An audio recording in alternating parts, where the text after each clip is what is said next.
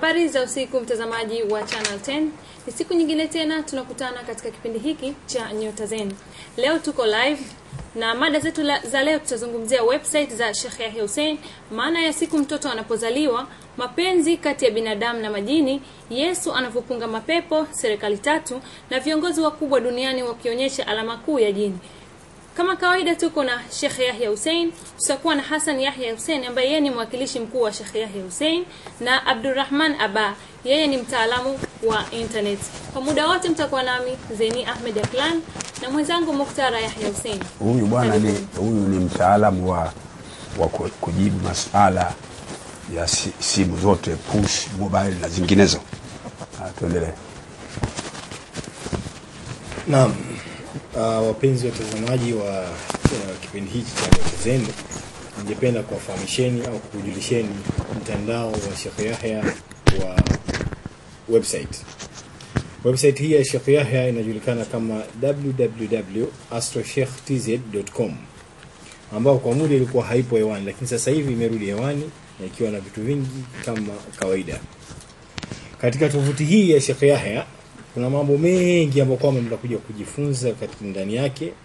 Kuna mambo ya utabiri, kuna mambo ya nyota, kuna mambo ya ndoto, vijanja, mafusha na mambo mengi kama hayo. Katika unapokuwa unatembea ndani ya mtandao huu utakutana na mambo mengi kama vile utabiri kuhusu Barack Obama umetimia. Sheikh Yahya alitabiri mambo hayo na kaja katokea.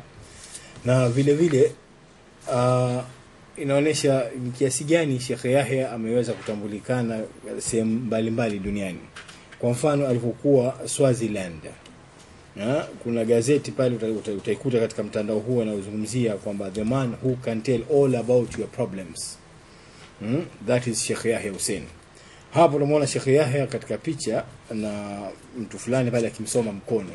Hii picha walizungumzia kwa kirefu sana watu wa Swaziland, kwa kushangaa jinsi Sheikh Yahya aliweza kuwatabiria mikono yao.